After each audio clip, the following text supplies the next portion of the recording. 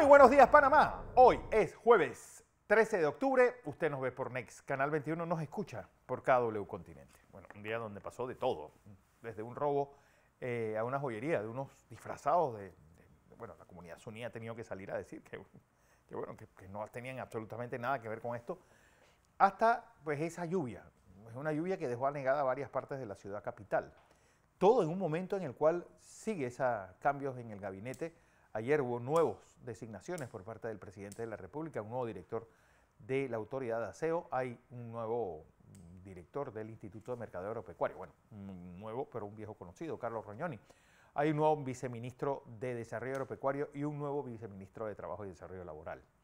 Todo en un día en el que Perú, una crisis profunda, política, ahora que bueno, el presidente Castillo, pues ayer la Fiscalía lo designó cabecilla de una organización criminal.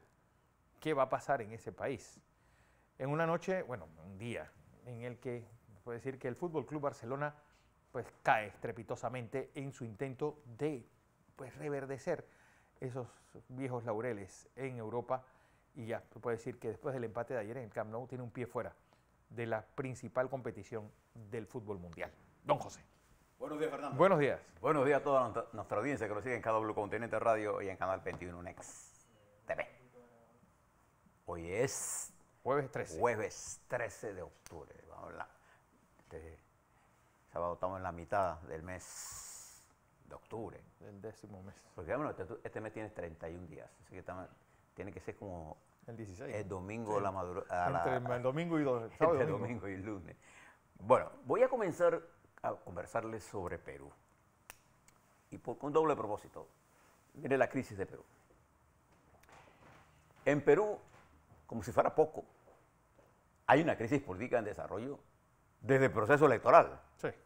Y antes del proceso electoral hubo una serie de sacadas de gobiernos del presidente, hubo un expresidente que se suicidó, y el proceso electoral fue toda una tragedia, en la que la polarización produjo un presidente con un margen de ventaja muy estrecho, y no había llegado al poder cuando ya estaba montada toda una campaña contra él. Fíjense lo que ocurre.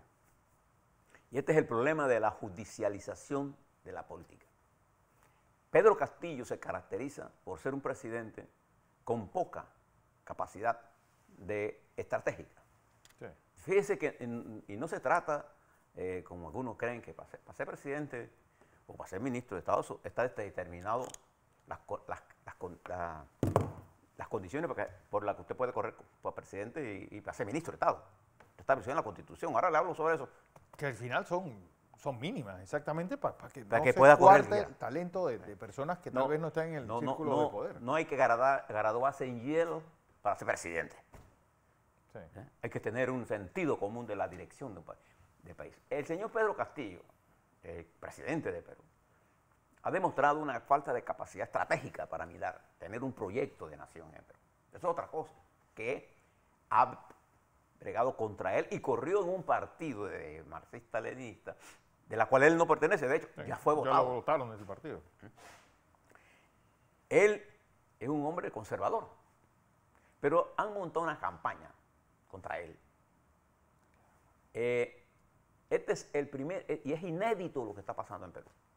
Este es el único presidente en ejercicio de sus funciones que tiene 6 investigaciones por supuestas actos administrativos o actos de corrupción, y la fiscal Patricia Benavides, fiscal general, lo que es la Procuradora General de la Nación, eleva una acusación constitucional contra el presidente en funciones, en la que dice que él es dirigente de una banda criminal.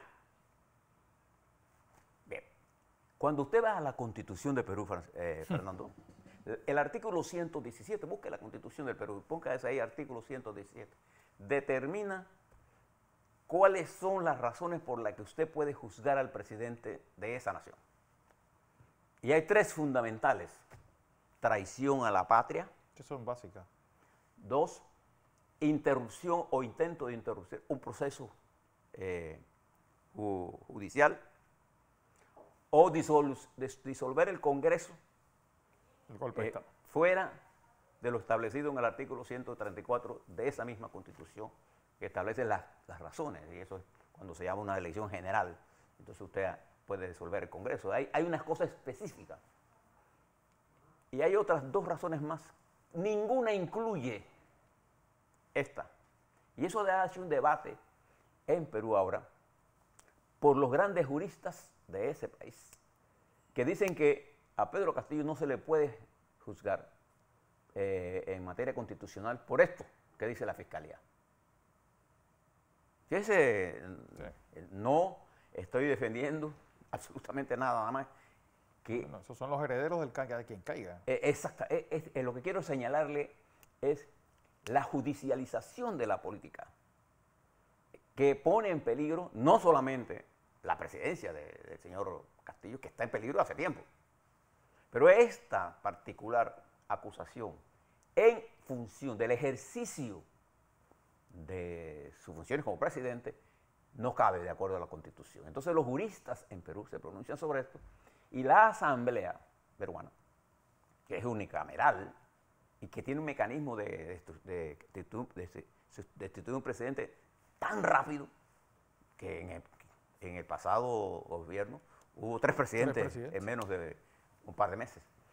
Entonces, esta fiscal está abusando, porque el presidente en funciones, las razones por las que se le pueden hacer acusaciones constitucionales están claramente establecidas en el artículo 117 de la Constitución de la República del Perú. Eso añade un elemento adicional en la pelea política en ese hermano país, de lo que ya existe. Porque este es un país ahora mismo sin rumbo. Se mueve por las grandes potencialidades que tiene el Perú como nación. Pero no tiene, ni en la oposición, ni en la dirección, una estrategia. Lo que sí es que hay una campaña mediática para llevarse al presidente y producir una nueva elección. Entonces aquí ha entrado en juego ahora, en Perú hay grandes, pero grandes abogados constitucionalistas que se oponen a esto. Pues debemos prestarle atención a esto, porque ayer leí en algunos medios escritos y de las redes sociales que los ministros que estaban designando estaban hablando del currículum. Yo quisiera pedirle a los medios que estuvieran en Panamá, pero tómese la pequeña trabajito de leer la Constitución de la República de Panamá, que es la carta política, la carta de navegación política de la nación. Para ser ministro de Estado, no hay ninguna cosa en la Constitución que diga que usted tiene que estar graduado ni en Yale, ni en la Universidad Católica, ni en la Universidad de Panamá, ni en ninguna universidad. Para ser ministro de Estado en la República de Panamá, basta que usted tenga 25 años de edad. Ni siquiera 35, 25 años de edad. No haber sido condenado por ninguna causa, ni haberse condenado por, creo que por... ni está inhabilitado. Inhabilitado de acuerdo a lo que establece el artículo, creo que es el 196 de la Constitución de la República de Panamá. Entonces, cada vez que usted utiliza, no es que este no tiene academia, eso es un prejuicio que usted está utilizando y no se ajusta a la legislación panameña. El presidente de la República tiene la capacidad de nombrar que le da la gana y todo, digo, dentro de la estructura del Ejecutivo, los ministros y viceministros y directores, en cualquier momento, son de libre remoción. Y él puede designar al panameño o panameña que dentro de estas cualidades que establece el artículo 196 de la Constitución panameña, creo que es exactamente eso, si no un abogado por ahí que nos pueda corregir si nos equivocamos, porque a nosotros si nos equivocamos no nos cuesta decir que nos equivocamos, sí. Creo que es el 196, lo leí ayer. Pero puede que mi memoria me falle. No lo tengo aquí, la Constitución. Pero ¿por qué hablo de esto? Porque en Perú, una fiscal general interesada en un golpe de Estado más que en la justicia, esgrime una acusación constitucional que no está en el texto constitucional. Y el Senado, o el Parlamento, es de derecha. Y ahora se presenta un problema. No es ni de derecha ni de izquierda. No, es un popurrí. Eso es un tutti frutti, como dicen aquí. Sí, pero digo de derecha es que la mayoría es anti-Castillo. Es anti-Castillo. Vamos a ponerlo así. Sí. Tiene usted razón. Es anti-Castillo. Esos son unos rufianes que Sí. llegaron ahí que nadie sabe ni cómo. Eso llegaron allí por un popurrí producto del proceso electoral tan fragmentado. Recuerde que en la primera vuelta de Perú, los partidos sacaron, Castillo sacó 12%, 14, 15, 16%, Sí, la señora Boviere 15 y los demás 12, 10, 12, y se repartieron. Ese es un cóctel de fuerzas políticas que en su mayoría son anti-Castillo, pero no tienen votos suficientes, porque se requiere mayoría calificada para sacar presidente. Bueno, es que eso es el resultado de la criminalización de la política, que han agarrado un montón de cantamañanas y los han metido en el Congreso y han llegado a ese Congreso. Este problema, sí, odio a los partidos políticos. Este problema, en violación a la Constitución, fíjense que nosotros aquí hemos definido muy bien al presidente, hemos seguido de cerca la crisis de Perú y lamentamos mucho. Este es un gobierno que cambia ministro a cada minuto por la presión mediática.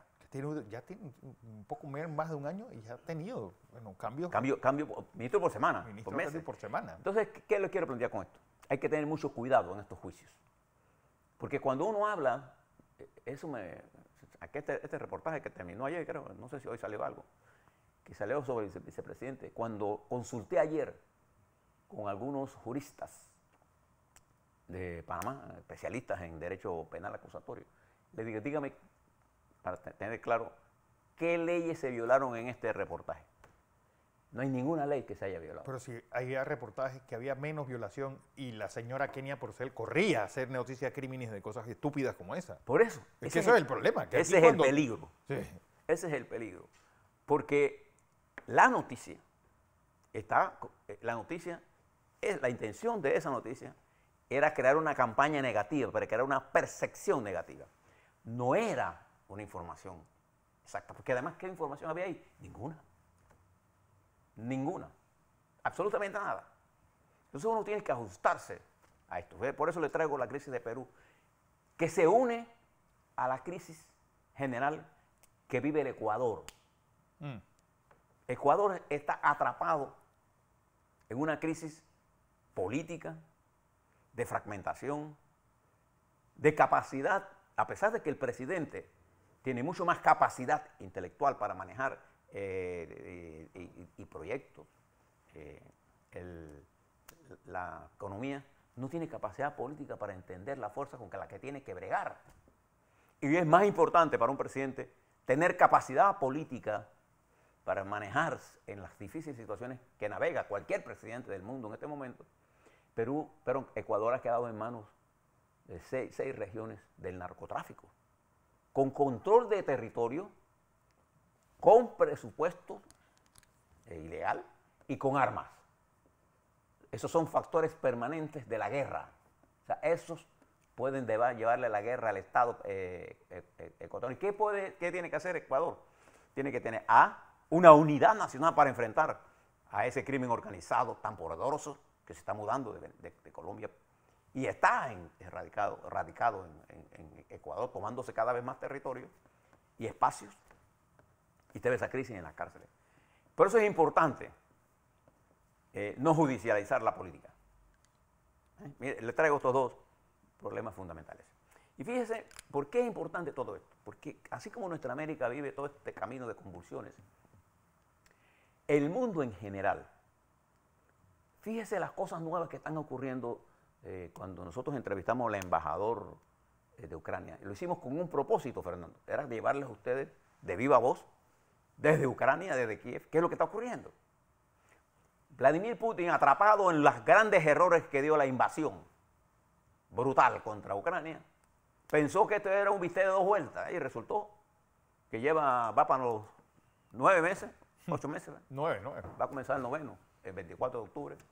Va a comenzar el 10º, el de 24 de octubre. Sí, el 9º, Son 280 y algo días de guerra. de lo que él pensaba que era un par de días. Y ahora fíjese, Rusia se está quedando sin cohetes y municiones. Y ha tenido que recurrir a Irán para comprar drones iraníes que están cayendo sobre Kiev. Irán, que está envuelto en una sublevación global. O sea, yo no sé si ustedes han seguido las noticias de Irán. En Irán hay una revuelta nacional que tiene paralizada gran parte de la industria petroquímica. Y la dirección política de Irán está más interesada en Rusia por lo que le pueda dar de armas para su desarrollo nuclear que los intereses de su país. Fíjense, dos regímenes eminentemente dictatoriales. Pero además de eso, Putin amenaza con las bombas nucleares, pero los militares rusos saben, con certeza absoluta, como lo saben los militares de las otras partes del mundo que tienen armas nucleares, que esa es una guerra que no gana nadie. Y que están preocupados que cualquier gestión que haga Putin con respecto al uso de armas nucleares va a desatar la destrucción del mundo en general. No lo van a permitir. Entonces, atrapado en eso, este domingo arranca el Congreso chino, del Partido Comunista Chino, y un Xi Jinping que va a tener que tomar distancia, porque a China no le conviene el desarrollo nuclear, de la guerra nuclear en este momento, porque a quién cariño le conviene eso. Entonces, este Putin, que se ve en la guerra territorial, de ejército contra ejército, sobrepasado en capacidad técnica por las armas tácticas de defensa de mejor calidad que está usando Ucrania, ahora recurre al bombardeo indiscriminado civil. Pero esto no resuelve la guerra. Y a la represión interna. Entonces, esta situación general crea las condiciones de inestabilidad y de peligro absoluto de que Putin, por alguna razón, logre tomar una acción nuclear. Y préstale atención este domingo, porque en China se reúne el 20º Congreso del Partido, en la cual 2.300 delegados, escogidos muy finamente, por su lealtad, tendrán que discutir y escoger lo que es el comité central de ese partido, que se compone de 400 miembros, 200 son permanentes y 200 son suplentes. Debe escoger el buró político de ese partido, que tiene 25 miembros, de los cuales solamente hay una mujer. Y en esos delegados, el 25% son mujeres y 11% son minorías, que la mayoría proviene de una minoría que no recuerdo el nombre ahora mismo. Este Congreso va a definir el camino que Xi Jinping tomará en el próximo quinquenio, y será la primera vez durante las últimas décadas que un presidente repita 3 periodos. Se da por descontado que Xi Jinping sea el presidente y se va a dirigir al mundo, no solamente a China, para discutir temas importantes, pero cae en un momento crucial. ¿Le conviene a China Popular que Rusia utilice armas nucleares en Ucrania? Claro que no. ¿Le conviene a China Popular seguir diciendo que Putin es su enemigo más leal por estar en contra de Estados Unidos? Claro que no. ¿Cuál va a ser el camino de China? Bueno, a partir de este domingo comenzaremos a saber un poco más de lo que está ocurriendo, porque ya sabemos bastante de Rusia. Ya sabemos que de Rusia le queda pocas armas y va a tener que usarlas en este invierno. También Rusia está atacada porque no dispone de tecnología para construir nuevas armas. Y la economía rusa está desplomada, más que la de Europa y Estados Unidos. Entonces, viene todo esto, y es por eso que nosotros en Panamá, en medio de este complejo panorama que usted está viendo mundial, tenemos que tener sentido común y responsabilidad global. Nosotros estamos desarrollando, somos parte de la cadena mundial. Oiga, nosotros estamos a punto de comenzar, ya se cambiaron los últimos permisos, para la construcción de un nuevo puerto de contenedores en Isla Margarita, en el Atlántico, de una de las grandes compañías de transporte marítimo con más de 2 millones de TEUs. Noticia que no aparece en ningún medio. Y esa primera palada también del centro de biocombustible. Y esa es... No, pero este ya está. Estamos hablando de una empresa que ya tiene carga. Y se va a instalar en el Caribe. Y que ya todos los permisos están dados. Entonces, nosotros debemos comprender nuestro valor estratégico. Así es. Y les invito a ustedes y a los que escriben sobre estas cosas que se tomen el trabajo de verdad. Dejen aparte la persecución individual y vayan a la noticia.